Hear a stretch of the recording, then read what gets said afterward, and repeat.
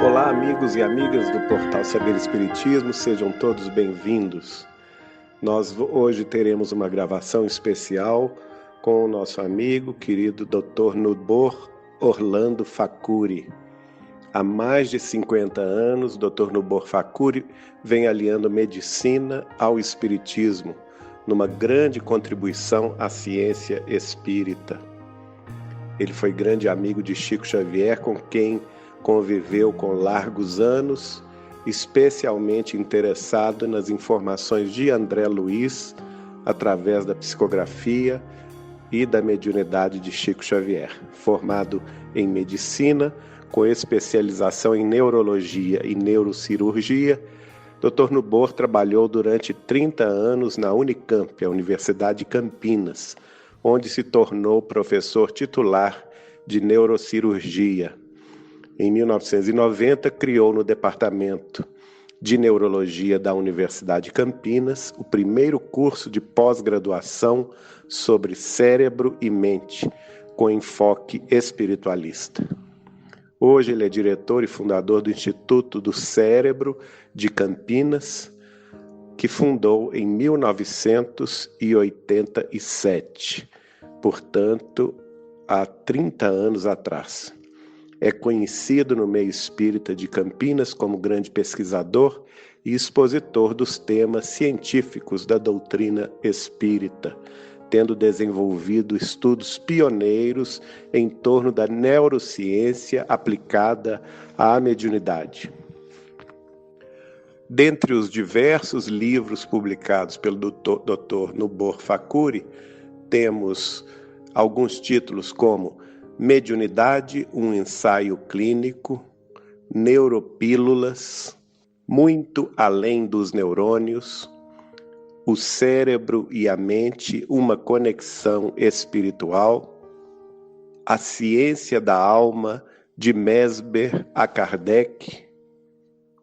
Enfim, um vasto pesquisador da ciência espírita que temos a honra e a alegria de receber aqui no portal Saber Espiritismo, que vai nos dar indicações sobre o seu livro e sua concepção acerca do livro A Ciência da Alma, de Mesmer a Kardec. Ele mesmo pessoalmente nos deu autorização para divulgação no portal Saber Espiritismo, na Alia TV, enfim, em todos os meios midiáticos que estamos envolvidos, para transmitirmos os ensinamentos da ciência espírita. Esta palestra foi feita no dia 1º de abril do ano 2000, na sede da Federação Espírita do Estado de São Paulo, em São Paulo, e contou naturalmente, não somente com a expertise médica e de pesquisador do nosso querido Dr. Orlando Facuri, Nubor Orlando Facuri, como também as suas informações espirituais colhidas diretamente com sua profícua amizade com Chico Xavier, e em especial sua relação com a obra de André Luiz, do espírito de André Luiz, e também as informações que Chico Xavier lhe passou a respeito de suas dúvidas e suas reflexões a partir do convívio com o espírito de André Luiz. Seja muito bem-vindo, Dr. Nubor Facuri. Outras oportunidades se seguirão depois desta, e tenho certeza que todos nós vamos aproveitar muito suas informações.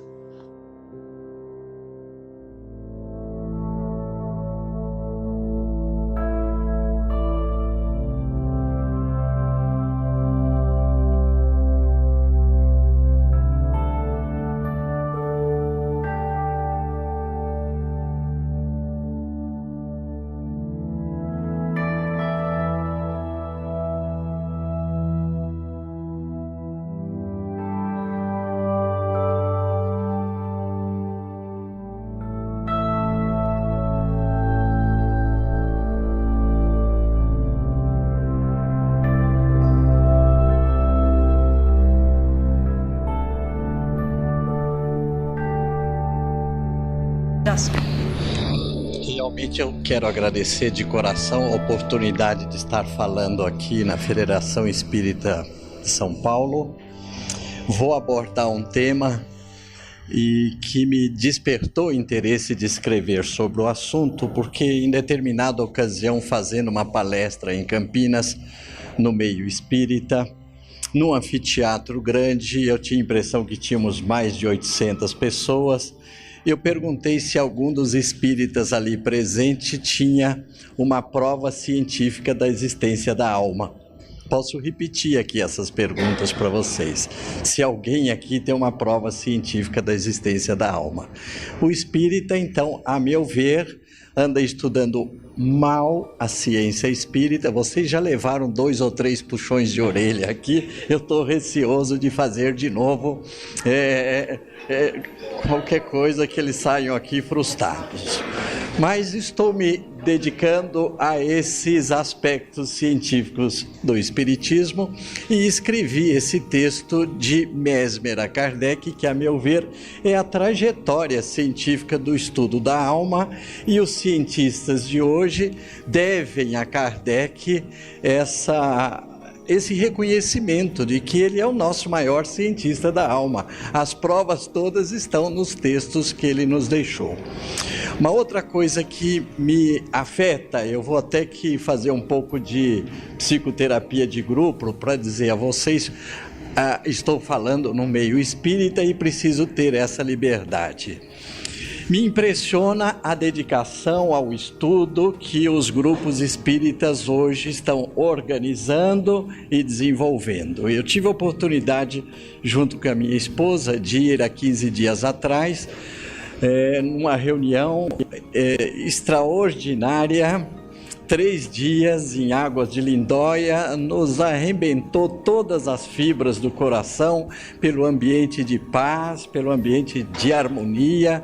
Realmente as pontes com a espiritualidade para esse nosso país aqui, podem ter certeza, Jesus, eu posso lhes garantir que quando a gente fala Deus é brasileiro, Jesus Cristo, eu gostaria de dizer que é mineiro, pelas várias coisas que a gente tem ouvido lá do nosso irmão Francisco Cândido Xavier, que aniversaria amanhã, e contando essas histórias do Chico, já vou lhe dizer uma já.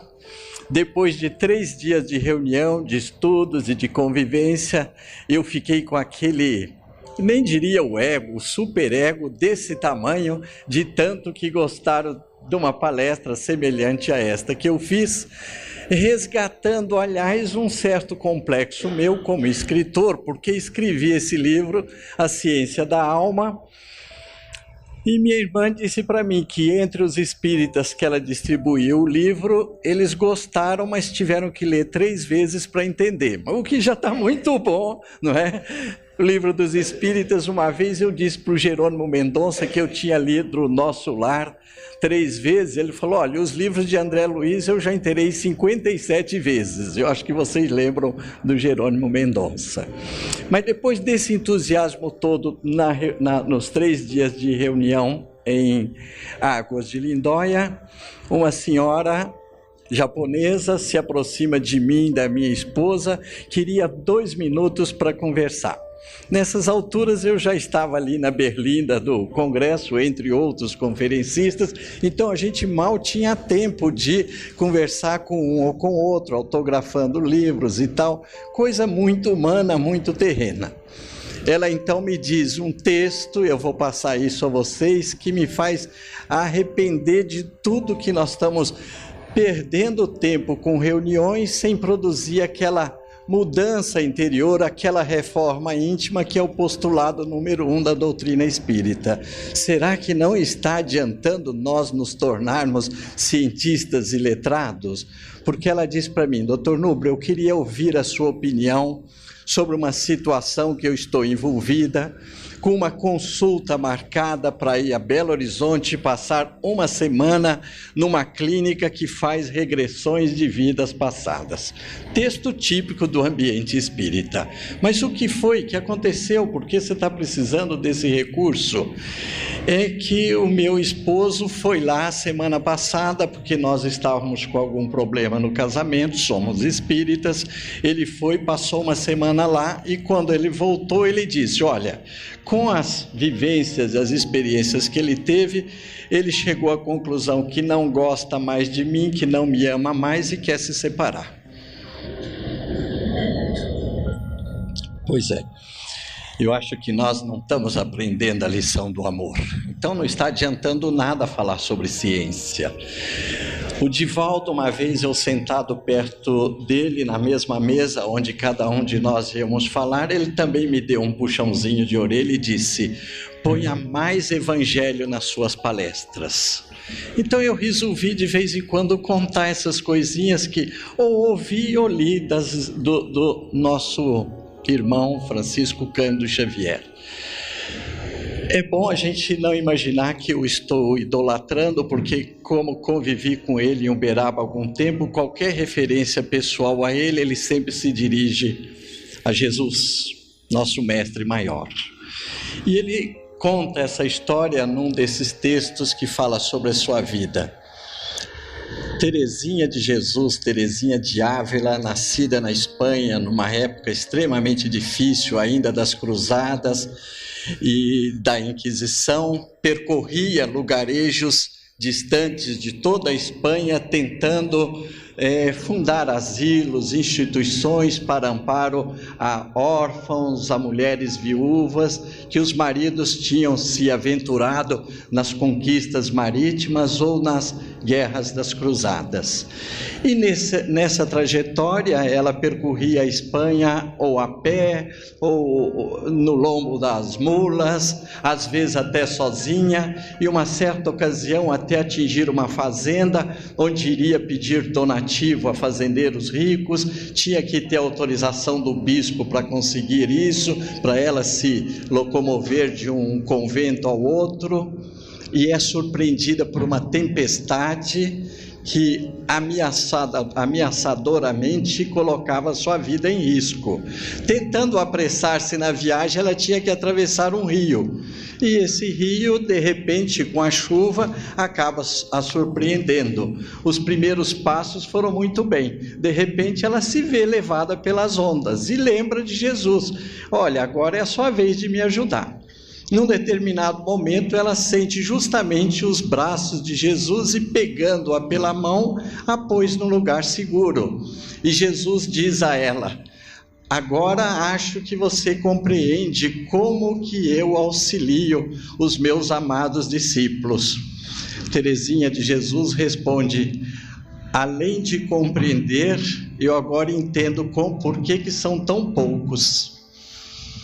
Nessa situação é que acredito que ilustra bem quando você quis dizer sobre os prepostos e a equipe que assessora Jesus nos ditados do Livro dos Espíritos, principalmente.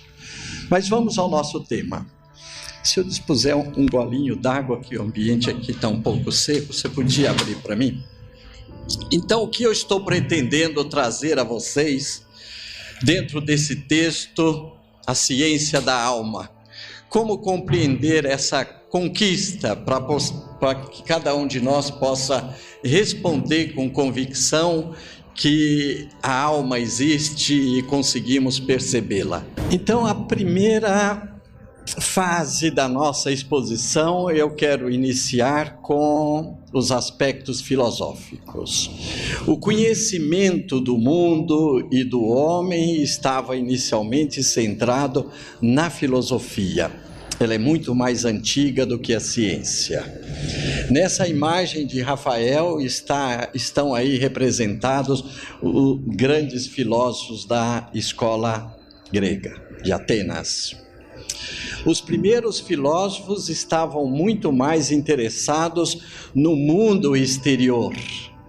Para a nossa vida, frequentemente é assim, é muito mais complexo essa introspecção, essa análise interior. Esses filósofos imaginavam que o universo inteiro é preenchido por uma substância imaterial, um fluido que percorria todo o universo. E eles acreditavam também que os astros, dentro de determinadas conjunções, interferiam em todas as situações de vida, na saúde, nas doenças, nas pestes e nas pragas que afrontavam a nossa sobrevivência. Ao mesmo tempo, eles imaginavam que cada um de nós, no seu próprio organismo, tem um elemento imaterial que é a nossa alma, que faz esse organismo vivo funcionar.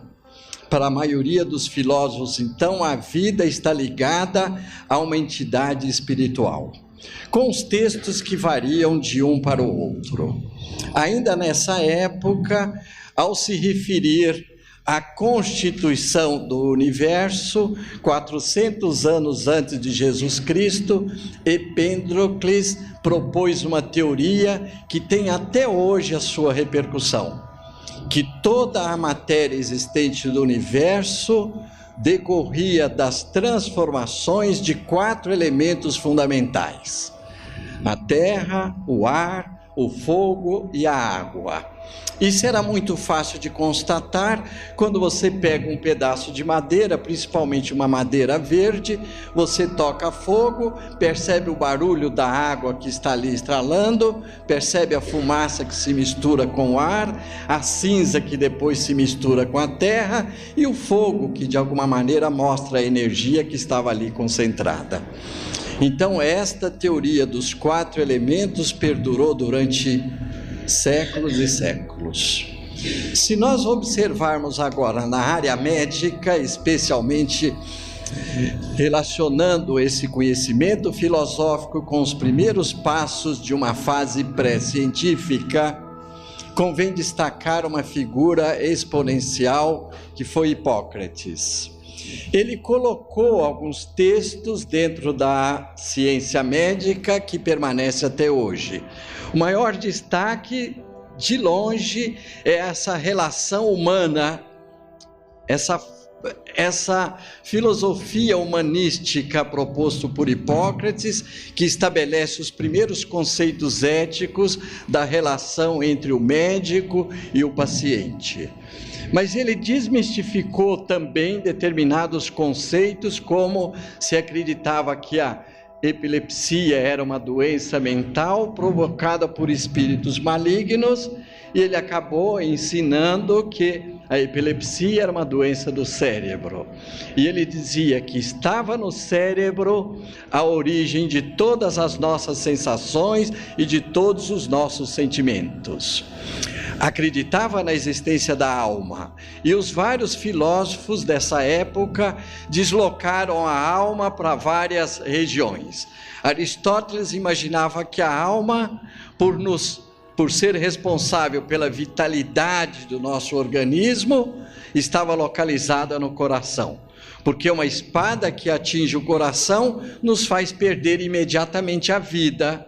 Então estaria ali a razão dos nossos processos vitais. Platão já dizia que a alma estava no cérebro, usava um argumento de um raciocínio empírico. É a parte mais alta, portanto mais perto do céu, facilita a ligação entre o céu e a nossa alma. Por isso ele imaginava que a alma estivesse localizada no cérebro. A seguir, alguns séculos depois, destaca-se um outro médico dessa fase pré-científica, ainda preso aos mesmos conhecimentos, aos mesmos princípios filosóficos que eu já enumerei, Galeno. Mas Galeno introduz alguns princípios fundamentais, publica mais de 40 tratados de medicina e passa a fazer uma observação experimental. Ao mesmo tempo que ele era médico da elite, porque era médico inclusive de Marco Aurélio, o imperador romano na época, ele nasceu 100 anos depois de Jesus Cristo, mais ou menos aí. E foi médico também dos gladiadores, onde seguramente naqueles ferimentos, naquelas lutas de uma carnificina, ele dispunha ali de um material de observação importante, através das feridas que essas lutas provocavam. Isso lhe permitia estudar os nervos, as artérias e as veias. Mas Galeno introduziu, não ele propriamente dito o pioneiro, mas ele introduziu uma sistemática de observação através da experiência ao observar o corpo de animais. Então ele abria o abdômen de um cachorro ou de um coelho, ligava ao ureter e demonstrou que a urina chega à bexiga depois do sangue ser filtrado nos rins. Era uma observação extraordinária. Ele fez uma experiência que deu errado, mas acabou isso nos seus textos e ficou perdurando como verdade durante 1.200 anos. Ele enfiou um tubinho de bambu numa artéria para observar em que sentido caminhava o sangue. Ali o sangue coagulou dentro do tubinho. Ele continuou imaginando, como todos falavam na época, que o sangue nas artérias volta também pelo coração, assim como o sangue das veias volta para o coração. A ideia que Galeno introduziu mais original foram as teorias dos fluidos. Galeno introduziu 3 ideias sobre fluidos. Primeiro, vejam como predomina um raciocínio filosófico, um processo mais intuitivo do que de observação. Nós precisamos movimentar o nosso organismo e registrar as percepções do mundo exterior. É preciso então ter uma vitalidade. O ser vivo tem a vitalidade. Isso é mantida pelo fluido vital, ou pneuma vital, ou espírito vital. Para traduzir o texto mais correto de Galeno, ele chamava de pneuma vital. Pneuma ou espírito. Pneuma está mais relacionado ao ar. Se imaginava que essa vitalidade nossa vinha do ar. Esse pneuma vital, esse espírito vital, era localizado no coração, por causa daquela ideia dos antigos, principalmente de Aristóteles, que era o coração que mantinha a vida. E esse pneuma vital subia até o nosso cérebro. E ali no cérebro existiria uma rede de artérias. Ele tinha demonstrado muito isso no macaco, no porco e no coelho. Nós vamos ver uma das necrópsias, então, em animais reproduzidas mais de uma vez até a Idade Média. Então, dissecando o cérebro desses animais, se observa uma rede de artérias. É tão espantosa a circulação do sangue aí, que ele chamou de rede mirabilis. É uma rede miraculosa. Quando o princípio vital, quando o pneuma vital sobe do coração pelas artérias e pelas veias e atinge o nosso cérebro, ela circula nessa rede, nessa circulação, e aí sofre uma grande transformação. O pneuma vital do coração, ao atingir o cérebro, nessa rede vascular, ele se transforma num outro tipo de espírito ou de pneuma. Aqui no cérebro, ele precisa estar relacionado com os nossos movimentos. Então, é um tipo de pneuma natural. A própria natureza, ao contato com os estímulos externos, qualquer animal, qualquer planta que tem vitalidade, reage. Então, ali no nosso cérebro ocorreria essa transformação.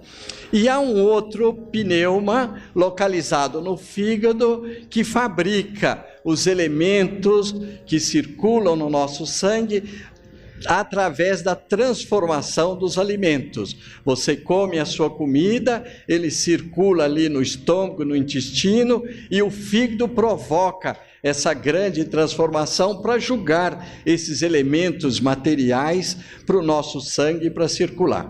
Nessa base, então, desses 3 espíritos vitais, ou pneumas vitais, é que o nosso organismo é sustentado.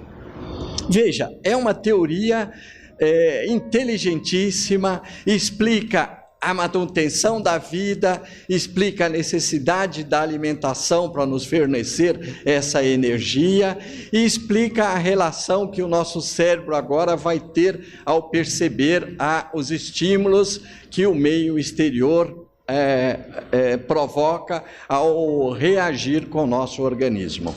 Essa teoria dos pneumas prevaleceu até 1560, vocês já vão ver mais adiante o que provocou essa transformação. Hipócrates e Galeno admitiam a existência da alma e admitiam a interferência dos astros na nossa vida, na nossa doença, nas nossas doenças, tanto é que as conjunções dos astros estavam muito relacionadas com as crises de determinadas doenças. Nós sabemos que a menstruação da mulher é um episódio crítico, é de tempos em tempos, muito próximo ao tempo lunar. Determinadas doenças que vêm, por exemplo, com as estações, as doenças sazonais, as gripes, por exemplo, no verão, ou determinados episódios da loucura, ocorrem mais especialmente em determinados momentos. Eles tinham observado isso, comparado com a posição dos astros, então era uma explicação muito lógica. Não acreditar na interferência dos astros naquela altura seria um absurdo, porque a matemática deles estavam mostrando diretamente esta relação dessas conjunções com as crises, os períodos das pestes, os períodos das colheitas, de uma boa colheita, de uma má colheita. Então isso passou como verdade durante muitos e muitos anos. Todas as vezes que se fazia uma necrópsia, inclusive se imaginava, abre-se o cadáver e se encontra alguma coisa diferente do que Galeno tinha ensinado, quem estava errado é o cadáver. De repente, há uma mudança gigantesca em todos os paradigmas para a humanidade com a vinda de Jesus Cristo. Em termos de ciência médica, até então foi um desastre. Pela interpretação dos homens, é claro, porque passou-se a valorizar agora o espírito num extremo tal que as doenças passaram a ser tidas como: se nós estamos doentes é porque Deus quem quer e Ele quem nos vai fazer sarar pelo poder que nós acreditamos dele. E todo o conhecimento médico então ficou centralizado no ambiente dos conventos, dos monastérios, nesse ambiente eclesiástico. Aqui está, por exemplo, uma tela que mostra São Benedito percorrendo junto com seus discípulos alguns ambientes de acomodação de doentes, em que ele inclusive propunha: para que o médico? Se é Deus que nos cura, é Deus que nos dá a doença, é Deus quem nos vai curar. Então a medicina praticamente foi aniquilada em termos de conhecimento, impedida de progredir do ponto de vista científico, porque tudo deveria ser resolvido com a nossa fé. E a fisiologia humana, que Galeno tinha introduzido esses primeiros passos de interpretação, acabou de ser banida de qualquer possibilidade de investigação. O conceito da Santíssima Trindade, dos mistérios que a Igreja começa a exigir que se constasse dos textos dos livros científicos da época, começa a predominar. Qualquer outro texto científico que fosse proposto tinha que, de alguma maneira, forçosamente se adaptar a estas regras. O que era o mundo sensível da Terra, que atingia os nossos sentidos. Mas todos os dons e toda a aptidão mental ou espiritual vinha aí de Deus ou dos seus prepostos do Espírito Santo, dos anjos e etc. E a alma continuava existindo no nosso corpo, agora sediada dentro dos ventrículos, que são cavidades cheias de líquido, o que era muito próprio para quem, numa liturgia religiosa, usava o vinho com o símbolo do Espírito de Deus, que o sacerdote ali deglutia. Então, dentro do cérebro tem uma cavidade ótima, de um líquido cristalino, seria um vinho muito delicioso para a localização do espírito. O raciocínio, então, é de aparente segurança para ser aceita. Então, eu já tinha lhes dito que as necrópsias feitas depois de Galeno até 1560 era feito numa metodologia que persistiu até muito recentemente. O catedrático, no ambiente do monastério, assentado numa cadeira especial, daí o nome de cátedra, ele ia lendo os livros dos textos de Galeno, os seus assistentes iam dissecando o cadáver. Mas que cadáver? Tinha que ter autorização expressa do Papa. E esse cadáver não poderia ser de um cristão, porque afinal de contas a igreja na época propunha que os nossos corpos precisavam estar íntegros, porque num determinado momento, na volta de Jesus Cristo, os corpos iriam ressuscitar os corpos e nós não poderíamos mutilá-los. Então não se tocava no corpo para estudar o organismo humano, mas nós tínhamos um corpo que esse podia usar à vontade, dos hereges, dos árabes, dos muçulmanos, dos não cristãos, dos pagãos, daqueles que não foram batizados e dos criminosos. Então aí havia a autorização expressa do Papa e o cadáver podia ser dissecado. E como lhes disse, olha, Galeno disse que tinha um filtro no rim que filtrava o sangue para sair de lá a urina. O médico dissecava e não encontrava. Ele dizia nos textos que ele escrevia: esse cadáver evoluiu, já não tem mais aquele filtro que Galeno tinha descrito. Ou o inverso, esse cadáver foi de um homem que não alcançou o estágio de evolução que nós estamos. Era o cadáver que estava errado e não Galeno. Daí aquela frase que durou milênios. O mestre disse, Magistra dix, isso está escrito por Galeno, não é nem conveniente que algum médico se aventure a desmentir, a não aceitar. Então você não entendeu a teoria dos fluidos ou dos humores.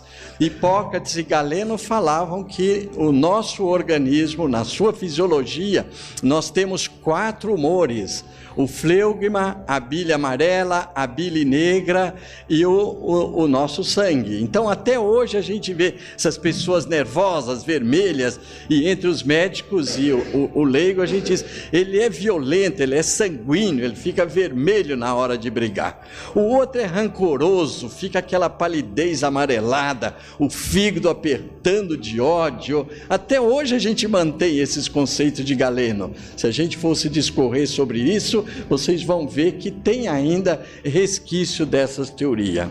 O espírito permanecia lá dentro dos ventrículos. Olha que curioso, uma imagem de um livro publicado em 1537, autorização expressa do Papa para dissecar, dissecações do corpo humano, e ali os ventrículos. Convém dizer, esta imagem parece bonita como um trabalho de arte, mas a localização dos ventrículos, do que é descrito ali para o crânio, está totalmente errada.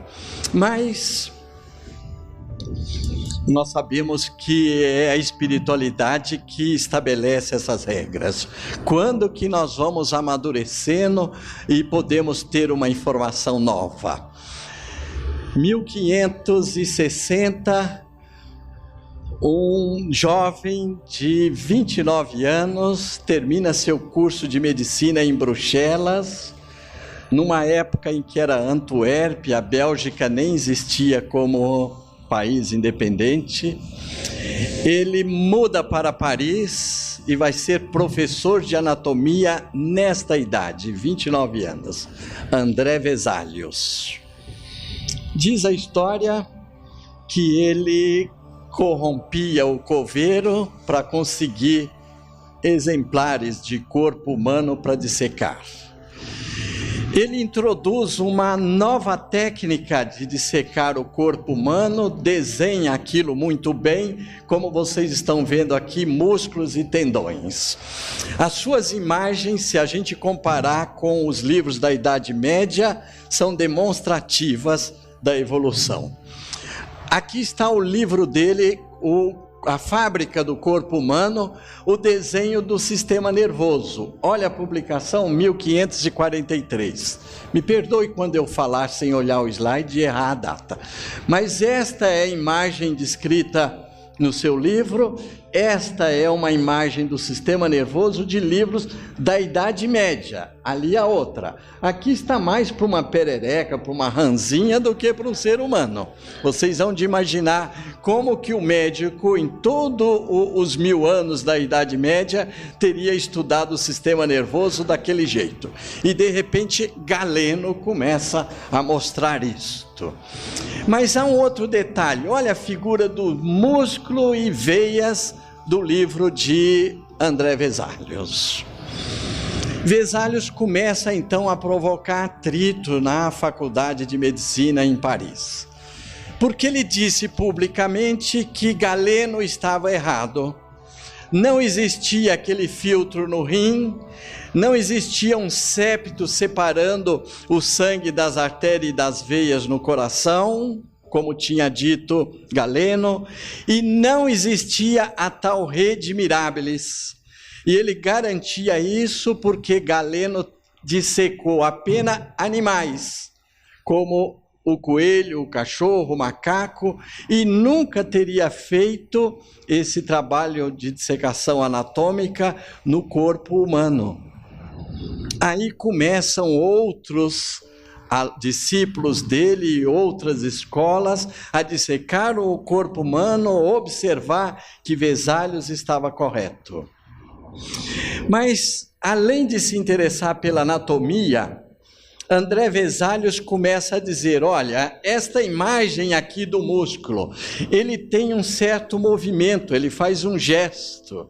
Ele quer dizer então que quem faz o nosso movimento é o músculo. Começa então um outro desvio da ciência. Os primeiros passos para mostrar que não precisamos da alma, nem dos fluidos, nem dos pneumas para movimentar o nosso organismo. 8 anos de trabalho na Universidade de Paris, ele foi obrigado a fugir da universidade, foi expulso da universidade, foi para a Bélgica.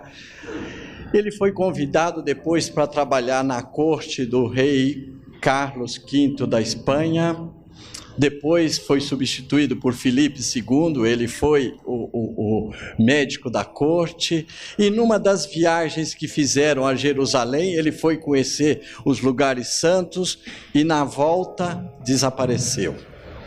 Nós conhecemos casos de desaparecimento de pessoas. Eu não sei se André Vesalius, por essas teorias que ele andava falando, desapareceu por alguma razão não física, não é? Ou deve ser metafísica. Mas ele desapareceu, não se sabe o destino dele. Mas provocou uma grande revolução.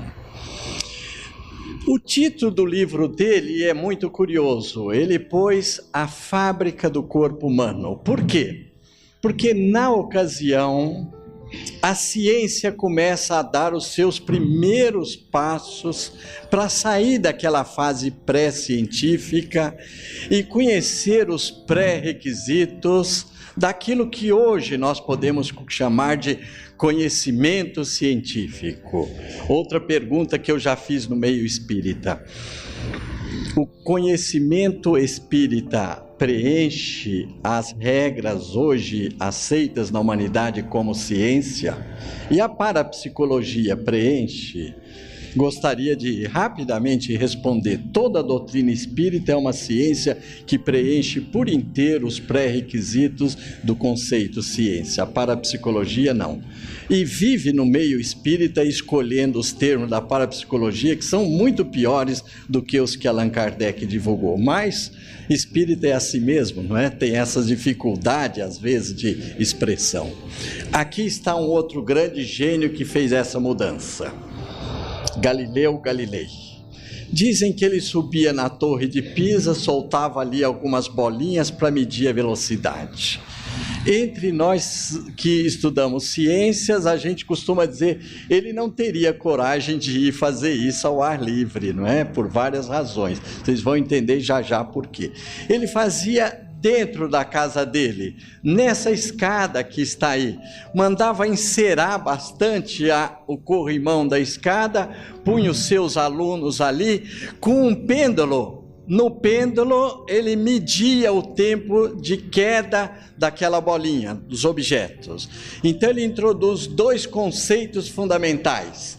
Ele media a velocidade de queda dos corpos, ele introduziu um outro sistema de medida com o pêndulo que permitia medir fragmentos do tempo. Até então o tempo podia ser contado em meses, em dias e em horas. Com o pêndulo ele pôde contar os minutos.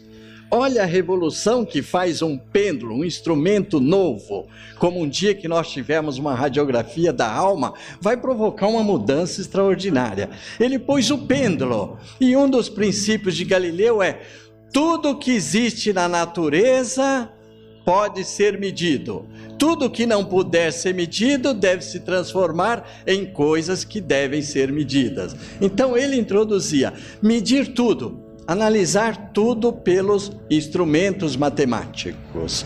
Na ocasião, um dos médicos, acompanhando essa história, introduziu a balança.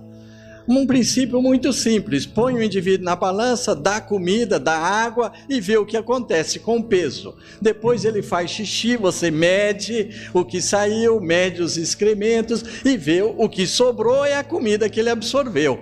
O raciocínio começa a ficar mais fácil. Põe um termômetro debaixo do braço dele, mede a temperatura, esquenta, esfria o ambiente.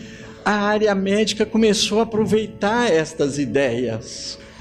E de repente André Vesalius, então eu vou entender que o nosso corpo pode ser visto como uma máquina. É como um relógio de molas que estava na época. Assombrou a humanidade um relógio de molas. De onde vem essa energia? Eu torço uma molinha e ele faz rodar o tempo? Foi muito mais significativa a invenção do relógio de mola do que a internet. E se eu puder movimentar, por exemplo, com a água que sobe e desce, nos castelos faziam aquelas rodinhas com o cavalinho, e as princesas adoravam aquele sobe e desce, e tocando uma musiquinha monótona, mas a água transmitia de alguma maneira impulsos que o cavalinho então circulava. Todo o meio científico e o leigo começou a perceber: existe uma energia por aí que eu mesmo posso fazer circular. E o meio científico aproveitou essa ideia. E se o nosso corpo for uma máquina, eu posso desmontá-la. E Galileu aproveitou uma invenção de um físico inglês, Robert Hooke, o microscópio, e ele juntou duas lentes, o próprio Galileu, e descreveu: fiquei espantado ao observar com o microscópio a beleza dos movimentos de um piolho. Ele viu pela primeira vez uma sarna e um piolho no microscópio. O primeiro grande estudo feito pelo microscópio na área da medicina foi uma epidemia de sarna na Europa, e um médico italiano estudou com profundidade. O microscópio então revelou um outro cenário. Os árabes, que tinham grande progresso na medicina, eles diziam: o nosso cérebro, o nosso fígado, o pâncreas e o baço, você corta aquela carne, é diferente da carne do músculo, né? Todo mundo corta um animal, ou corta lá a picanha, o filé mignon, o alcatra, aquilo é uma carne. E o fígado, o cérebro, o pâncreas, o que é aquilo? Os árabes chamavam de parênquima. Parênquima, até hoje a gente usa essa expressão. Mas o microscópio permitiu cortar e olhar no parênquima, é cheio de casinha. Casinha não, gavetas, caixinha. E de repente o Robert Hooke cortou um fragmento de uma cortiça, uma casquinha de árvore, e disse: isso são células, e pôs o nome de células. Todo o nosso corpo é feito de células, e se eu aprender como funciona a célula, é como do moinho. Como é que funciona o moinho? Eu desmonto ele e fico sabendo peça por peça. E ao observar essa ideia de que o corpo pode ser uma máquina, um médico inglês, William Harvey, abriu o tórax de um cachorro e estudou o coração e descobriu. Galeno dizia que as artérias e as veias são percorridas por sangue, numa época em que se acreditava que as artérias eram percorridas por ar. Então ele já fez uma grande mudança. Mas ele não soube interpretar a circulação do sangue, porque ele estava preso à circulação do pneuma vital, conforme a teoria dos pneumas, dos espíritos que ele dizia. Mas William Harvey conseguiu mostrar: o sangue é impulsionado pelo músculo do coração, circula pelas artérias e volta pelas veias, depois vai no pulmão e volta. Já tinha sido descrito a pequena circulação por um aluno do Vesalius, mas ele não soube completar. William Harvey completou tudo. Ele só não sabia como que as artérias e as veias estão ligadas. Ele ainda não tinha microscópio. Só depois de alguns anos o Malpighi usou o microscópio e descobriu os capilares. Aí juntou artérias, capilares, veias e volta para o coração. E levou ao rei Charles da Inglaterra para mostrar: não existe o pneuma, não existe o espírito vital, não é a teoria de Galeno a justificativa para a circulação, é o próprio coração, é o músculo que contrai e que bomba todo esse sangue que circula o nosso corpo. Na Inglaterra, onde o protestantismo já começava a aparecer, era possível falar essa verdade. Mas ainda na França, nesta mesma época, volta ao anterior, entre 1596 e 1650, René Descartes começa a elaborar um dos maiores conceitos filosóficos e científicos da humanidade. Ele propõe uma separação entre o corpo e a alma, entre as coisas materiais que se estende por todo o nosso universo, que ele deu o nome de resistência, a coisa extensa. Mas tudo aquilo que está dentro de mim, que me faz pensar, as minhas paixões, o meu intelecto. Ele publicou um livro sobre as paixões, descreveu 40 tipos de paixões. Essa parte intelectual do meu pensamento, essa eu não posso negar. Eu posso duvidar de tudo, posso querer comprovar tudo, se é verdade ou não. A única coisa que eu não posso duvidar é que se eu penso, logo existo. Do meu pensamento eu não posso duvidar. Então ele chamou isso de res cogitans, aquilo que eu cogito dentro, que eu penso dentro de mim. Ele estabeleceu então a ideia de que o homem também é uma máquina, o seu organismo é uma máquina que eu posso dissecar. Ele se impressionou com os trabalhos do William Harvey, que mostrava o coração bombando, e do Vesalius, que dissecava músculo, mostrando é o músculo que mexe os nossos membros. A igreja também se alvoroçava. E o espírito, e o nosso livre-arbítrio, não é o espírito que me permite decidir movimentar o meu braço? E os cientistas estavam seguindo uma trajetória oposta. René Descartes dizia que, olha, alguma coisa como o fogo que pega ali no meu pé, sobe pelos nervos e é o meu cérebro que vai sentir. Mas nunca René Descartes disse que não existia alma. Ele cometeu uma impropriedade, dizia que a alma está localizada na pineal, circulando, depois de entrar pelos nossos olhos, toda a realidade circula na rede Mirabilis de Galeno e se localiza na pineal. Ele devia ter lido os livros de Vesalius, que foi publicado cerca de 10 anos antes. Vesalius já tinha mostrado, não existe a rede Mirabilis, e René Descartes não tinha ainda essa informação. Hoje, com a internet, acontece lá, a gente sabe online, como se diz. Mas, ao publicar esse livro sobre o homem, a natureza do organismo humano, René Descartes teve um cuidado especial. Ele já tinha sido obrigado a sair de Paris, se refugiar numa fazenda na Holanda, depois foi ser professor de uma rainha na Suécia, uma imperatriz na Suécia, acabou falecendo com pneumonia, que ela exigia que ele desse aula às 4 da madrugada. Na Suécia, naquele clima, ele acabou não suportando e veio a falecer de pneumonia. E esse livro sobre o corpo humano, com esses princípios, ele pediu ao editor que publicasse 12 anos depois da morte dele, porque ele tinha medo de acontecer com ele aquilo que tinha acontecido com Galileu Galileu.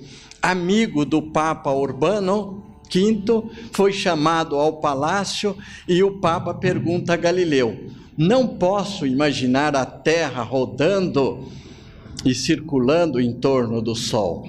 Isso provocaria uma ventania muito grande, a sua teoria está errada. Era assim que o Papa rebatia as propostas de Galileu, que estava defendendo os primeiros princípios de Laplace, Copérnico, quando propôs a teoria heliocêntrica. Mas neste mesmo período, olha como reencarnaram todo mundo junto para fazer a mudança. E está aqui um religioso também, não é? Giordano Bruno. Nessa mesma época, ele dizia que o universo inteiro é formado de uma substância única. Hoje nós diríamos fluido cósmico universal, não é? Dizia que era formado de uma substância única. O que isso fazia desmoronar? Os filósofos gregos tinham dito que o material existente no universo vinham de 4 elementos fundamentais: a terra, o ar, o fogo e a água. Mas lá adiante, as estrelas, essa estava nas mãos de Deus, era algum material divino. Isso tudo era muito adequado para a igreja, para as propostas do paraíso, Adão e Eva, que eles propunham aqui entre nós. De repente, Giordano Bruno, com essas ideias de, primeiro, aceitar a reencarnação e admitir que havia uma substância única, portanto, o corpo dos animais, o corpo do homem cristão, o corpo do herege, o universo todo feito de uma única substância, isso não pareceu adequado para a igreja. Em 1600 ele foi queimado pela fogueira da Inquisição, mas provocou uma revolução extraordinária. Um outro cientista da época, um século depois, na Itália, já começa a haver uma observação e interpretação mais adequada daquilo que se achava no corpo humano quando era aberto e dissecado.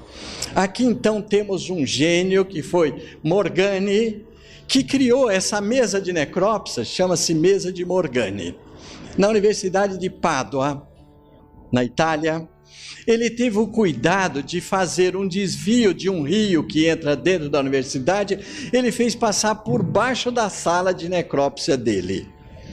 Punha um discípulo do lado de fora e esse funcionário dele do lado de fora avisava. Quando alguém da igreja passava, circulando, inspecionando, alguém está mexendo em corpo humano aí, ele erguia a tampa da mesa de Morgani, da mesa de necrópsia, julgava o cadáver, caía ali no riachinho para ir para o mar, para ele não ser preso. Ele exigia que os seus discípulos vai lá na enfermaria, colhe a história clínica. O primeiro médico, então, que sistematiza a colheita da informação, da anamnese, da história. Ele reuniu um volume de necrópsia extraordinária para mais de 2.000 casos. Mas ele só teve coragem, me perdoe ele aí se está nos ouvindo, só com 76 anos de idade. Que daqui também, se me queimarem, não tem importância mais, não é? Então ele publicou esse tratado que vocês estão vendo comigo, olha, do Johanne Battista Morgani, A Sede e a Causa das Doenças. Olha que título extraordinário. E introduziu para nós a anatomia patológica. Aí então ficou mais claro. E alguns médicos cientistas da época diziam: a gente pesa o corpo e não percebe o peso da alma. A gente abre o corpo com bisturi e a alma não está presente. E algumas publicações foram feitas, então, para explicar o funcionamento do corpo humano sem a necessidade da alma.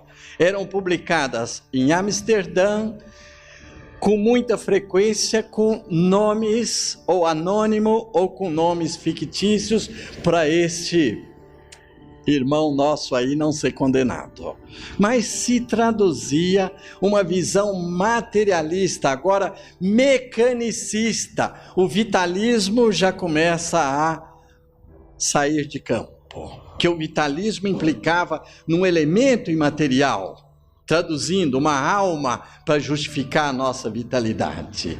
Olha os passos que a ciência então foi quase que empurrada pela própria igreja, exigindo que se admitisse à força uma teoria que não cabia nos princípios da revelação, da observação direta. O clínico examinava, o patologista constatava. E mais recentemente, na França, Claude Bernard reintroduz a experimentação. Aí então esse grande cientista estabeleceu todos os postulados que hoje os experimentos na área médica com animal ou com seres humanos, na sua excepcionalidade, permite fazer. Isso se reinaugura com Claude Bernard. Agora a sistemática da observação é mais técnica. Começam a aparecer microscópios mais potentes. Os primeiros trabalhos de Malpighi, que ele descobriu lóbulos no rim, os alvéolos no pulmão, os capilares entre a artéria e a veia, tudo são descobertas de Malpighi. Os contemporâneos dele na área médica ligados a Galeno diziam que era falha técnica, a lente dele está embaçada, está suja, isso não existe coisa nenhuma. Olha a dificuldade de impor um princípio novo. Nós espíritas não temos do que queixar, não é? Eles tiveram essa mesma dificuldade na área material. Então, a sistemática de observação vai melhorando, e olha, a partir de 1758, um trabalho lindíssimo de Franz Gall sobre a anatomia do cérebro. Esse foi também um gênio da área médica, que introduz uma coisa muito curiosa que tem repercussão até hoje. Palpando o crânio das pessoas, ele imaginava poder observar aptidões, dons.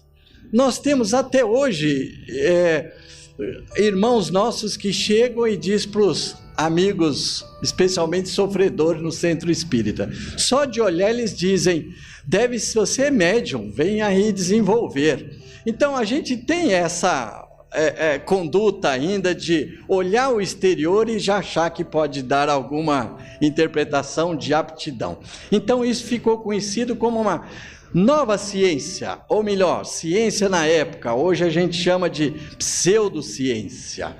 O julgamento das pessoas pela aparência. Então, no crânio, Gall achava que por aqui eu posso achar benevolência, veneração, firmeza, esperança, imaginação, amabilidade.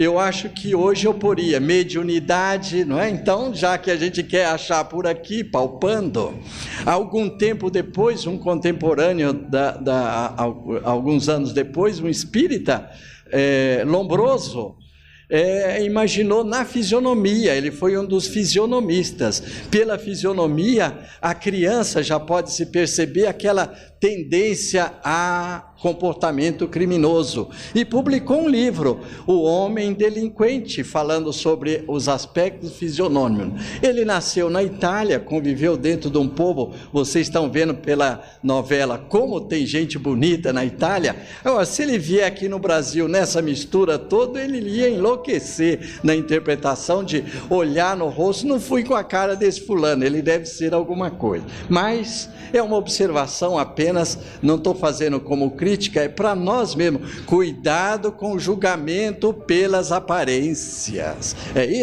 essa lição que eu quero registrar, para nós aprendermos um pouco mais de cautela nessas interpretações. Mas Gall introduziu um conceito: pequenas áreas do crânio teria alguma relação com propriedades. Não, na verdade é lá dentro do cérebro. E esse francês, Pierre Paul Broca, descobriu uma área no cérebro relacionada com a fala. Bom, aí sim trouxe uma grande mudança para o conhecimento de como que o cérebro funciona. Nós temos um determinado segmento do cérebro que organiza a nossa linguagem falada. Alguns anos depois, esse médico alemão estava lá com 32, 36 anos, descobriu outra área, onde eu compreendo a linguagem. E aí o cérebro começa a mostrar as suas aptidões, vamos dizer assim, em termos fisiológicos. Esse médico inglês, Hullig Jackson, organizou uma estrutura de funcionamento hierarquizada no cérebro. A mulher dele era epilética e de repente começava a mexer o braço, contrair e repuxava, e aquilo passava. Ele descreveu essa crise da mulher dele como uma crise epilética focal. Hoje a gente chama de crise jacksoniana. Olha a vantagem de casar com uma mulher epilética, né? Você tem chance de repente, entrar para a literatura e da história neurológica. Mas ele criou um princípio fundamental, baseado até nos conceitos políticos da época. Os poderosos, os mais evoluídos, mandam nos que estão por baixo. Olha como a neurologia da época era politizada. Então, um sistema superior chamado voluntário estava acima de um sistema inferior chamado automático. Dizem os meus colegas neurologistas que Hullig Jackson, ao propor esta ideia de hierarquização no sistema nervoso, nesta época do século passado, não se sabia que existia o neurônio. Como que um homem desse pôde propor uma teoria dessa, sem nem saber que célula que tinha dentro do cérebro? Então, entre nós neurologistas, a gente costuma dizer que ele nasceu adiantado 150 anos, ele tinha que ter nascido agora, porque só agora nós entendemos o que ele queria dizer com aquilo. Os nossos movimentos automáticos, como a escrita, estão submetidos a esse comando, a esse domínio de uma atividade superior. Foi só agora, olha, no começo do nosso século, que esses dois cientistas da neurologia, Golgi, que era italiano, e Carral, espanhol, descreveram a célula do cérebro, o neurônio. O italiano, como todo bom italiano, o Golgi, montou o seu laboratório dentro da cozinha da casa dele. Uma determinada ocasião, ele tinha ali um nitrato de prata, uma substância preta comum. Eu acho que qualquer farmácia, os antigos já sabem, vai na farmácia, compra nitrato de prata, põe nessa birruga que ela sara. Então era uma coisa comum de dentro de casa. Um fragmento de cérebro caiu dentro do nitrato de prata. Eu penso que foi a mulher dele que jogou isso lá, porque mulher de italiano quando briga, vocês imaginam o que elas provocam. Então, ele procura o fragmento e quando foi ver, estava no nitrato de prata. Mas resolveu cortar para ver o que acontece, apareceu essas manchinhas pretas. Curioso, o nitrato de prata não colore todas as células, colore só 10%, mas colorindo 10% eu posso ver o cérebro. Se colorisse tudo seria um quadro negro e eu não veria. Então foi um duplo achado de sorte, uma substância que colore, mas não colore todos, porque afinal de contas nós temos 16 bilhões de neurônios, nós homens, não é? Eu vivo explicando para minha mulher, por que os homens têm 4 bilhões de neurônios a mais do que as mulheres. Para simplificar, eles precisam saber resposta de coisas importantíssimas, como por exemplo, quantos gols o Romário marcou no campeonato de 62? Se não tiver esses neurônios, não fica sabendo, não é? Então eles servem para muita coisa útil. Depois, Sherrington e Eccles descobriram, baseado na proposta de Ramon e Cajal, que entre um neurônio e o outro nós temos uma fenda chamada fenda sináptica, eles descobriram que nessas ligações são liberados substâncias químicas chamadas neurotransmissores. Alguns anos depois, Pavlov faz experiências provocando um reflexo chamado reflexo condicionado. Determinados estímulos são aprendidos e condicionados, condicionando uma atividade. Mais adiante, um grande anatomista americano descobriu as áreas do nosso cérebro ligadas à emoção. E mais recentemente, na década de entre 20 e 30 desse século, um neurocirurgião português descobriu que nós podemos introduzir uma agulha aqui na fronte do nosso cérebro e modificar por completo a personalidade da pessoa. Mas isso teve uma repercussão extraordinária, a ponto de dar a Egas Muniz o Prêmio Nobel de Medicina, e depois passou por uma fase de esquecimento. Está voltando agora a neuropsicologia, que interpreta todas as nossas atividades em relação ao exterior, a reações a estímulos exteriores, como as nossas atividades internas, do tipo emoções, estão relacionadas à fisiologia do cérebro. Mais recentemente, esses Luria e Anokin traduziram de novo para a neurofisiologia o conceito de hierarquização do cérebro. E bem recentemente, também ganhando um Prêmio Nobel de Medicina, o Sperry traz aí, e a literatura leiga está cheia de um lixo literário monstruoso sobre as atividades do que faz o hemisfério direito e o hemisfério esquerdo. Mas esse é o neurologista mais badalado na atualidade a respeito desse encanto do funcionamento do cérebro. Antônio Damasio, ele trabalha nos Estados Unidos, ele é português e trabalha nos Estados Unidos. E aqui está uma ideia que ele está transmitindo aí a partir desta imagem de um acidente de um funcionário da Estrada de Ferro nos Estados Unidos em 1848. Ele foi atingido por uma barra de ferro. Ele foi pôr essa barra de ferro, lá dentro tinha posto dinamite para dinamitar uma pedreira. E de repente essa barra atravessou o crânio dele. Esse indivíduo era chefe de equipe, um bom marido, um trabalhador organizado e consciente. Depois desse acidente, ele ficou aí desligado, desatento, não cumpria os horários, não trazia dinheiro para casa e virou personagem de circo nos Estados Unidos, porque essa barra não saiu, não. Ele percorria os Estados Unidos com algum circo que pagava ele, interessado em mostrar um homem que sobreviveu com uma barra de ferro dentro da cabeça, com um comportamento alterado. Aí o Damasio publica o erro de Descartes. O que ele quis dizer? Lembra-se daquela frase filosófica que eu disse de Descartes? penso, logo existo. Quem pensa? Para Descartes, é a alma, o espírito. E Damásio diz, não precisamos da alma. Tudo que eu sou é o que meu cérebro permite ser.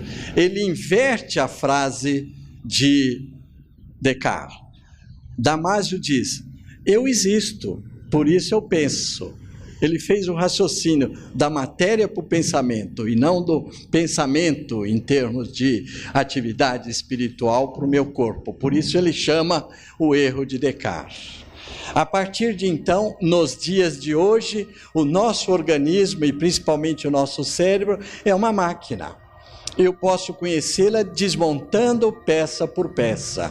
Mas e a mente? Que estrutura é essa? Uma propriedade emanente do cérebro? A complexidade desses 16 bilhões de neurônios não é competente para organizar um complexo de atividade e produzir isso aí que a gente chama de mente? Que é tão difícil perguntar o que é a mente. Talvez a gente possa dizer o que é atividade mental, processo mental. Então vamos agora sair do corpo, da matéria, produzir essa trajetória que eu quero começar lá atrás com Benjamin Franklin. Franklin, vocês sabem a história do para-raio, mas a história mais importante que me interessa aqui é que ele, 1760 e 70, faz experimentos em que ele mostra que a eletricidade é um fluido. Os físicos e cientistas da época imaginavam que a gente cria eletricidade, por exemplo, produzindo atrito. Mas o Franklin demonstrou que se eu passo um bastão de vidro na seda, ponho depois perto de um papelzinho ou do meu cabelo, ela atrai. Então eu estou transferindo o fluido elétrico. Assim como naquela rodinha que vocês viram comigo, da água que faz circular e o cavalinho sobe e desce, a água transmitiu lá de cima, desceu, rodou o parquinho, transmitindo energia, uma energia mecânica. Então Franklin introduz esse conceito revolucionário. A eletricidade é um fluido e eu posso transmiti-la de um ponto para o outro. Outro cientista importante para o conceito que eu vou dizer é Newton, que tinha dito para nós que há uma força que atrai os corpos. A matéria se atrai com essa força da gravidade. E essa gravidade dos astros que atuando sobre a Terra faz o movimento das marés, o vai e vem das águas que estão aqui. Aparece então Mesmer, médico na Áustria, em Viena, que junta essas duas teorias, mas soma princípios antigos. Todo novo paradigma traz ideias do passado. Uma verdade nova, ela não afasta a antiga, ela se sobrepõe às antigas. É assim que está sendo também o Espiritismo. Não está afastando nada do que disse Jesus, está se sobrepondo com uma face nova. Mesmer então diz, os astros atuam sobre nós dando saúde ou doença através de um fluido que existe em todo o universo. O universo inteiro é preenchido por um fluido, o nosso corpo também.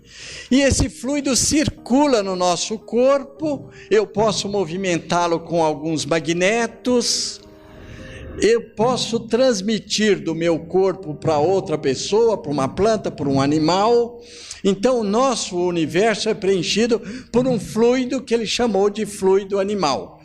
Bloqueado esse fluido produz doença, mas eu posso mobilizar esse fluido para produzir a saúde. Então ele criou esse novo conceito. Assim como os astros promovem o vai e vem das marés, o vai e vem desses fluidos faz circular o nosso sangue, as nossas energias, a nossa vitalidade. E ele organizou em Paris um ambiente onde as pessoas em volta de uma grande tina, ali havia água, areia, malha de vidro, fragmentos de ferro magnético, que eles chamavam da época. As pessoas tocavam ali, encostavam aquele guidão nas costas, onde doía, ou no fígado, ou no estômago, e Mesmer mandava fechar as cortinas para escurecer o ambiente, borrifar um arzinho que cheirava um pouco de limalha de ferro imantada para dar aquele sabor, aquele cheiro metálico, ligava uma harmônica de vidro com uma música suave, tipo essas de meditação que a gente escuta, pegava um bastãozinho de ferro, se aproximava de cada uma das suas clientes, quase sempre então mulheres da alta corte de Paris, nas vésperas da Revolução Francesa, tocando ali, a pessoa entrava numa crise. Que crise é essa? Olha o nome crise de novo, usada por Mesmer, muito parecido com aquela crise de Hipócrates, resgatando então o conceito de crise que Hipócrates falava. A pessoa entrava numa crise. Quais as características dessa crise? A pessoa ficava relaxada, bocejando, como no centro, não é? Quando a gente vê a pessoa, dá um sono, uma sensação diferente, uma moleza. Essa sonolência, um dos discípulos de Mesmer, chamado Puigseguir, resolveu dar o nome de sonambulismo. Então a crise mesmérica, como era bocejo, sono, moleza, lassidão, chegava ao ponto até de entrar numa crise de toca nele, ele enrijece. O corpo inteiro enrijece, é a letargia. Ou às vezes um braço, estica o braço e endurece assim, pronto, ele não mexe mais. Mesmer foi analisado por um grupo de cientistas, entre eles Franklin, Laplace, Braide e Guillon, que inventou a guilhotina. 3 ou 4 anos depois, todos eles guilhotinados. Franklin sobreviveu. Franklin não foi nem ver quem era Mesmer, nem assistiu à experiência de Mesmer e assinou que Mesmer não tinha, foi tido depois como um charlatão, que não existia o fluido magnético, que tudo era efeito da sugestão. Eram pessoas que tinham facilidade de ser sugestionada. Mesmer foi obrigado a fugir de Paris e 15 anos depois faleceu. Mas veja, introduziu esse conceito. Se não é então o fluido magnético, é a sugestão, vamos aproveitar a sugestão. Um discípulo dele, Puigseguir, montou na sua clínica, numa fazenda, a mesma técnica, introduzia os magnetos, produzia a crise sonambúlica, e o Puigseguir descobriu uma coisa muito interessante. Um rapazinho de 12 anos, chamado Vitor Reis, entrou na crise sonambúlica e começa a conversar. E falou que os sintomas que ele sentia é porque ele estava brigado com a irmã, mas ele não tinha coragem de contar para os pais que ele estava muito brigado com a irmã.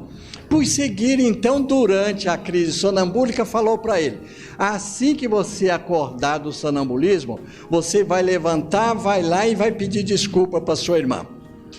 Veja o gênio, inspiração de quem? A atitude que ele teve ao provocar isso fez uma grande descoberta da ação pós-sonambúlica.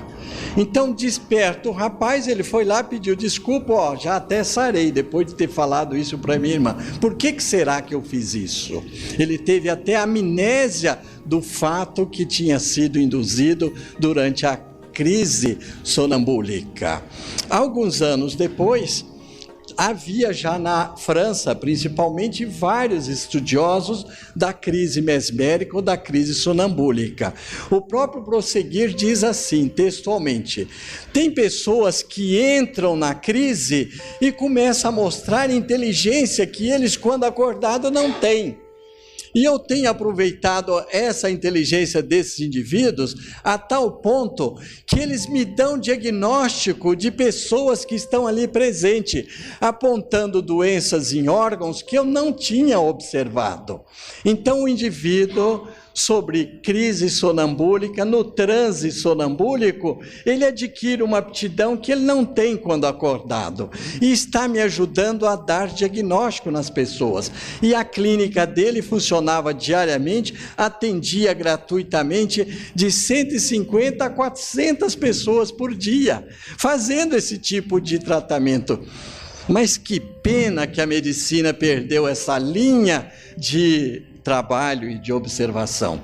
Um abade português, o abade Faria, introduziu isto: vamos provocar a crise sonambúlica sem os magnetos, fixando a fixação.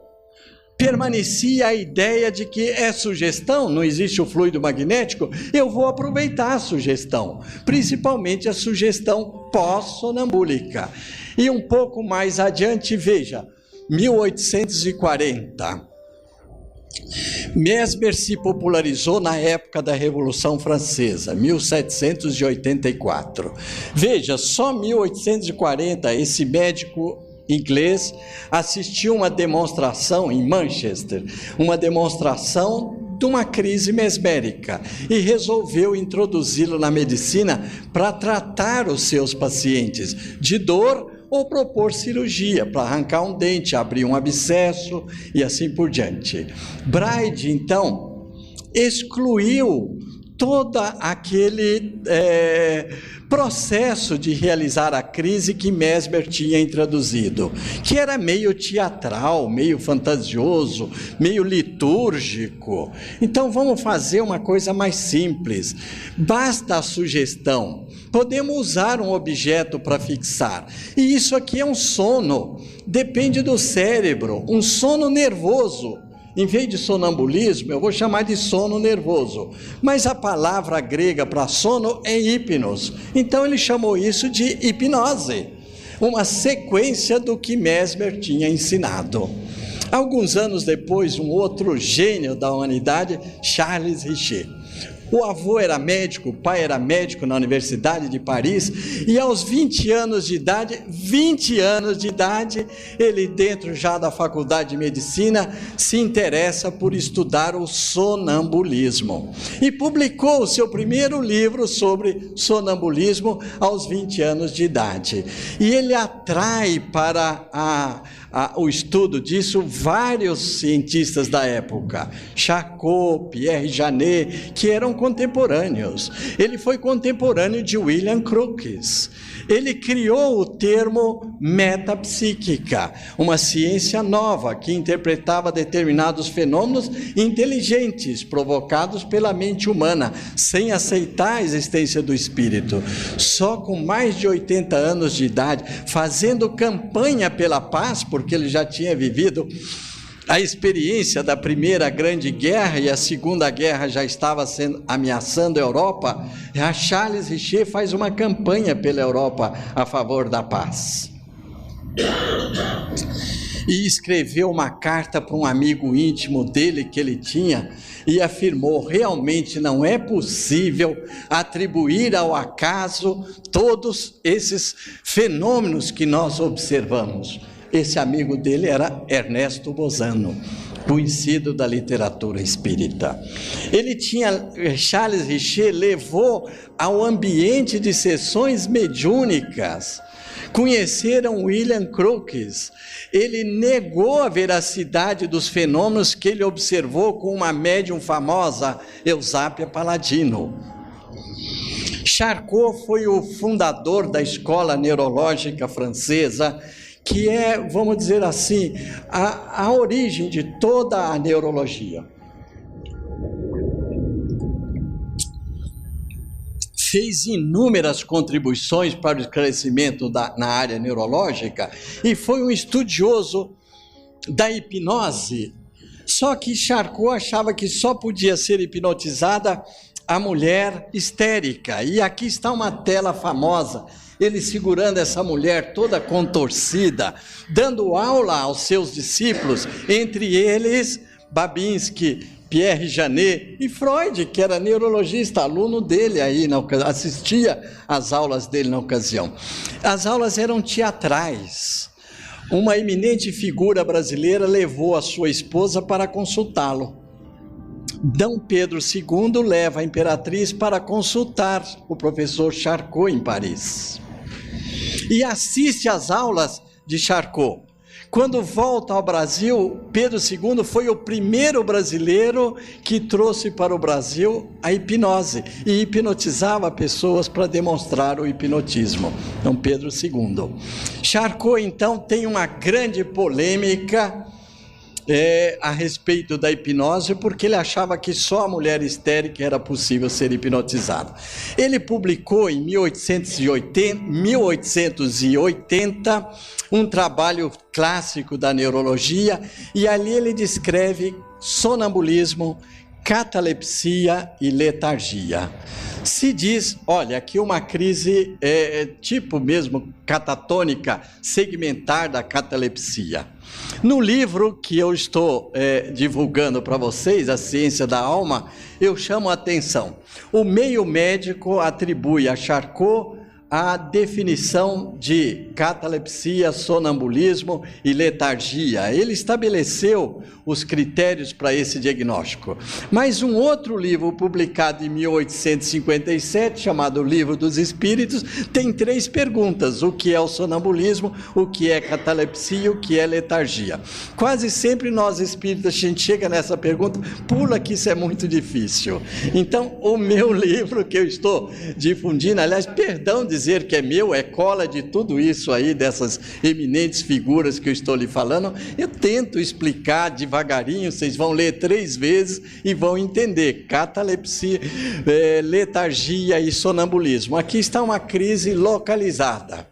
Pode ser provocada artificialmente, ou de repente o doente aparece lá para você assim, todo catatônico. A letargia não, eu só consigo de uma maneira artificial, induzindo a crise sonambúlica, aprofundando o sonambulismo, aí ele fica todo parado, letárgico, como se estivesse morto. Como se estivesse morto na crise desse tipo.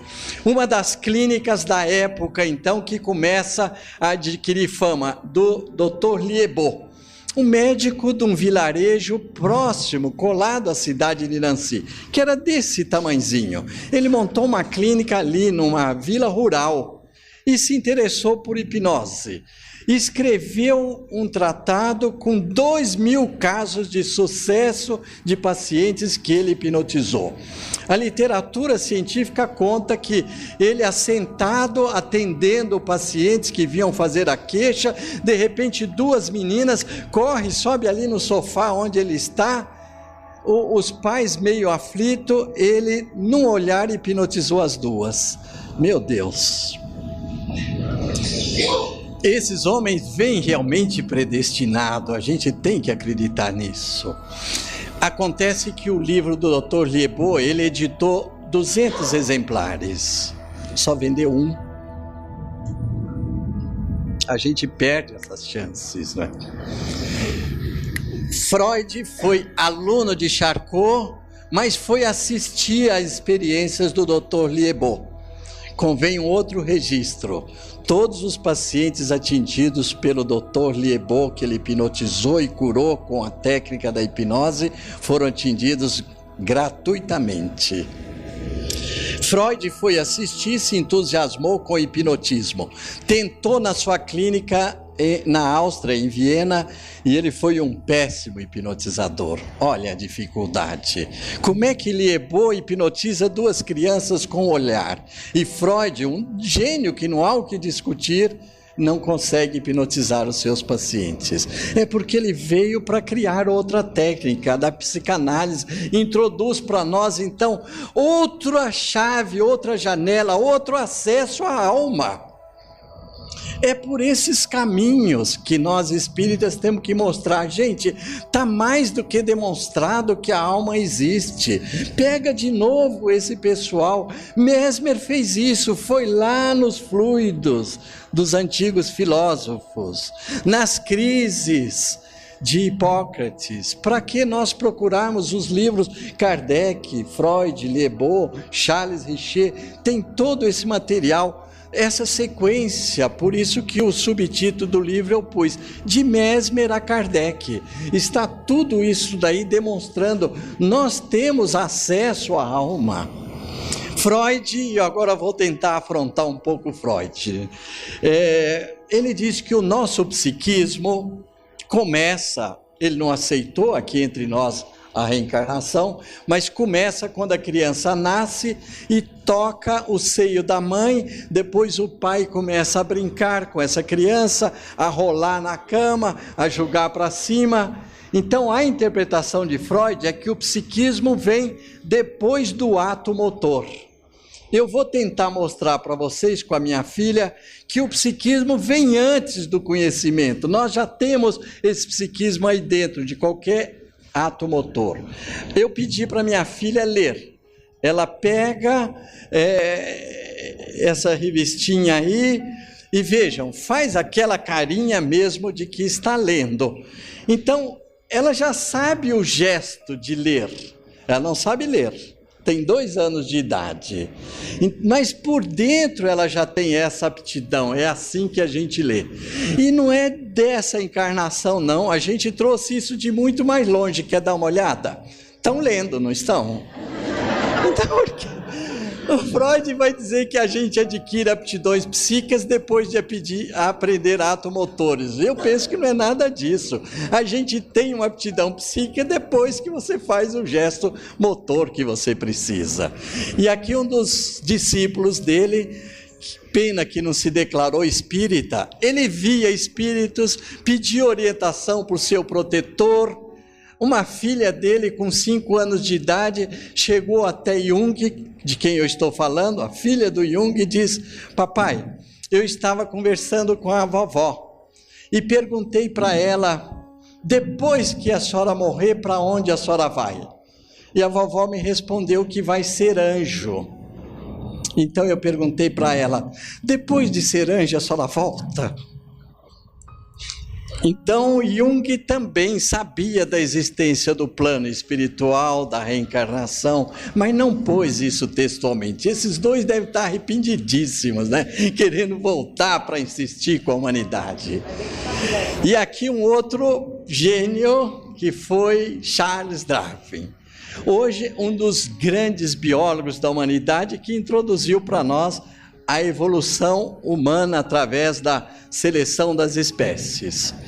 Se acovardou um pouco, demorou 20 anos para publicar o livro dele, que foi publicado em 1859. Mas aí Kardec, 2 anos antes, já tinha falado na evolução dos espíritos. Se ele tivesse lido o livro dos espíritos, ele teria posto um adendo ou aqueles cantinhos de rodapé. Porque Darwin dizia que a nossa mente está evoluindo também a partir da evolução animal.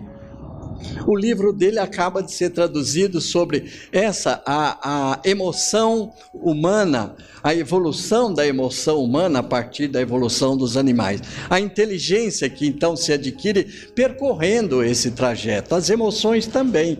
Qualquer um de nós conhece essas experiências. Se nós observarmos como funciona o cérebro, é uma dessas palestras que você se referiu aqui.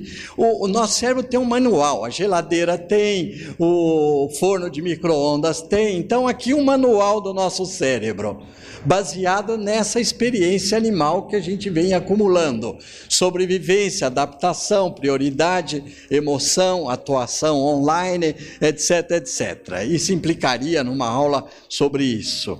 Mas a corrente do mesmerismo, que sai da França, vai até a Inglaterra, faz com que James Braid introduza o termo hipnotismo. Mas lá na Inglaterra, um outro grupo começou a se interessar também pelo mesmerismo, com uma outra finalidade. Olha a corrente que seguiu a Inglaterra: para conversar com os mortos, porque aquele indivíduo, durante a crise sonambúlica, ele está trazendo informações. Onde está a minha doença? Algum inglês curioso deve ter perguntado: onde que está a minha mãe que morreu? E a partir daí a Inglaterra aproveita a crise sonambúlica para o contato com os mortos. Esse mesmo conhecimento do mesmerismo foi levado para os Estados Unidos. E ali se cria, de novo, uma outra corrente, mas também de investigação, de fenomenologia. E um dos que assiste esse é William James, fundador da psicologia americana. Espiritualista, assistiu sessões espíritas sem se declarar. Mas esta linha de pensamento mais acadêmico das escolas americanas produziu também o seu eixo de contribuição, numa visão mais técnica, matemática, estatística. Aí aparecem então esses exemplos que eu estou lhe mostrando, do Heine com a parapsicologia, da Elizabeth Kübler-Ross com experiência fora do corpo, o Ian Stevenson com a reencarnação e o Raymond Moody com as experiências de quase morte. Linhas que estão dando sequência. Se vocês observarem, vem da França para os Estados Unidos.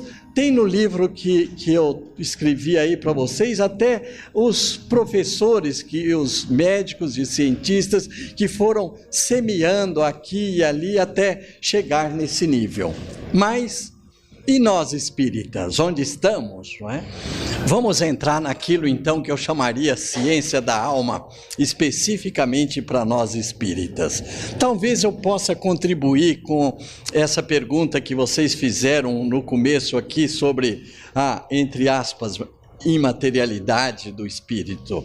Vamos ver se eu tenho um texto adequado para isso. Mas vejam, olha a coisa curiosa da nossa mente. Aqui existe o triângulo de Canisa. São uma percepção visual associada a um processo criativo. Nas duas figuras, todos nós aqui presentes estamos vendo dois triângulos. Olha, tem um triângulo aqui e um triângulo ali.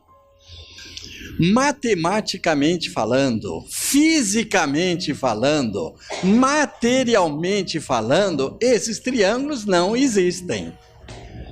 Ninguém é capaz de convencer a um físico aqui, olha, ali existe dois triângulos. Não, você imagina que tem, mas não estão completas as linhas, está faltando pedaço. Então os triângulos que estão vendo ali estão só na nossa mente. É na nossa imaginação. Hoje os neurologistas então estão ensinando. O mundo que a gente vê não é visto, é imaginado.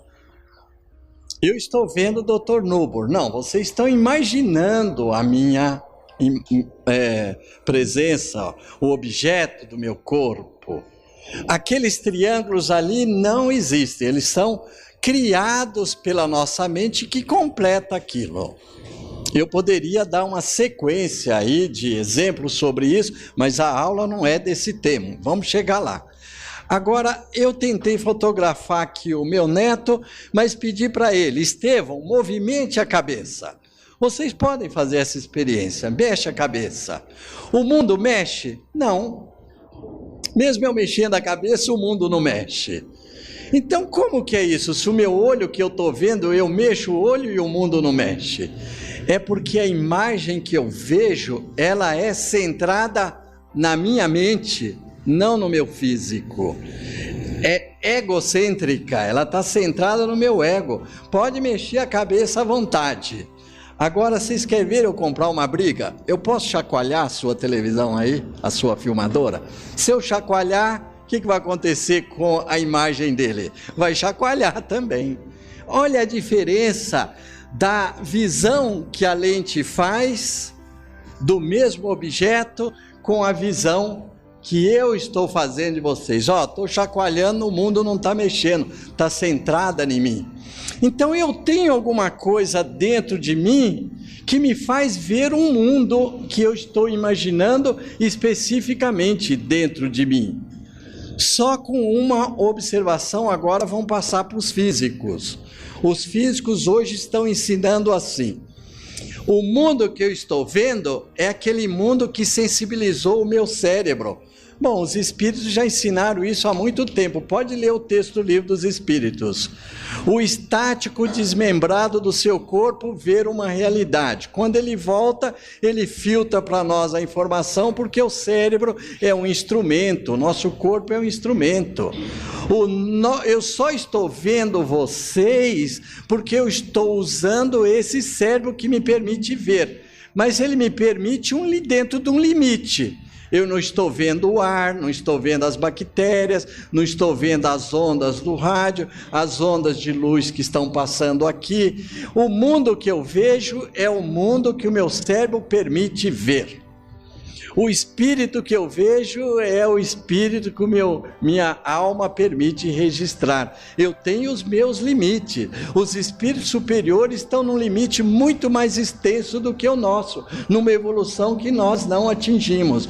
Os físicos de hoje estão dizendo, saiu naquele programa de ciência da Rede Globo, que a gente assiste às 6 horas da manhã, aí o Marcelo é aquele físico que faz ali os comentários dizendo, para o físico de hoje explicar o mundo do jeito que está complexo, o entendimento do que é matéria e energia, vai precisar aparecer uma nova ciência. Essa agora já se esgotou, essa está muito ligada à matéria e nós só enxergamos aquilo que o cérebro permite registrar. Daqui a alguns séculos nós vamos entender esse outro mundo imaterial que você questiona, numa dimensão, num sistema que é uma outra fonte de conhecimento.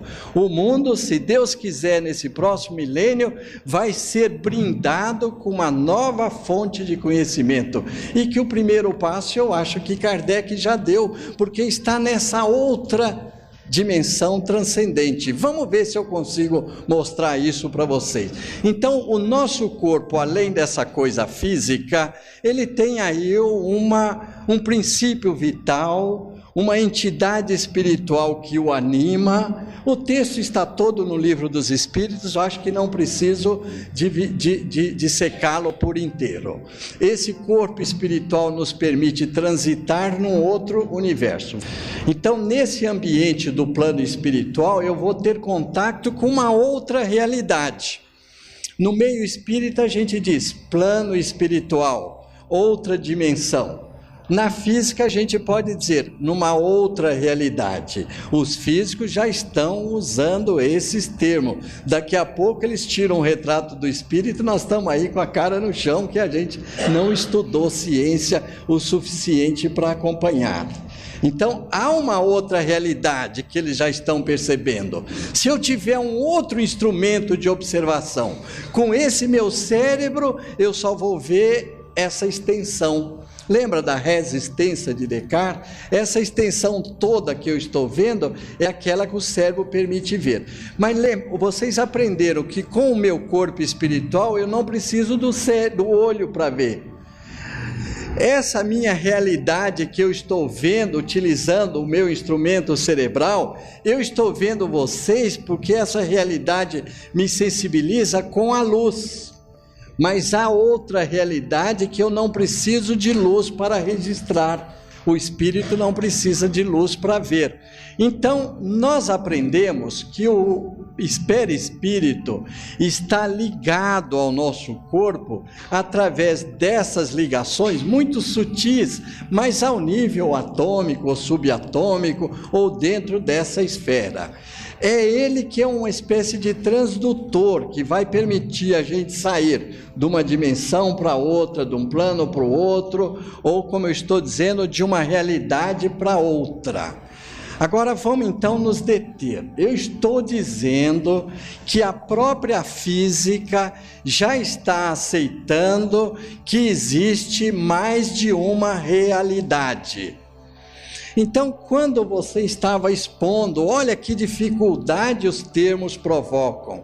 O espírito é matéria, não é matéria, então você tem que usar esse termo. É uma matéria diferente, é uma matéria que não pode ser comparada com a que vocês conhecem. Então, vamos usar agora um termo um pouquinho mais claro, que eu acho que pode dizer: nós estamos com realidades diferentes. Fica um pouco de filosofia, mas acho que é uma linguagem que traduz. A realidade material que eu vejo é a que o meu cérebro permite detectar, porque eu estou usando o instrumento da realidade física. Mas existem outras realidades, outras situações que a ciência também está descobrindo. Um exemplo que eu quero dar, olha, o cérebro físico está na realidade física. A mente está numa outra realidade, que os cientistas já estão acreditando. Eu comecei essa história de estudar cérebro e mente, porque os físicos da Unicamp pediram para mim dar uma aula sobre isso, num congresso que eles fizeram lá. Porque o físico entendeu que ele só vê aqueles fenômenos físicos se a mente dele estiver presente. Os fenômenos só acontecem com a interação da minha consciência.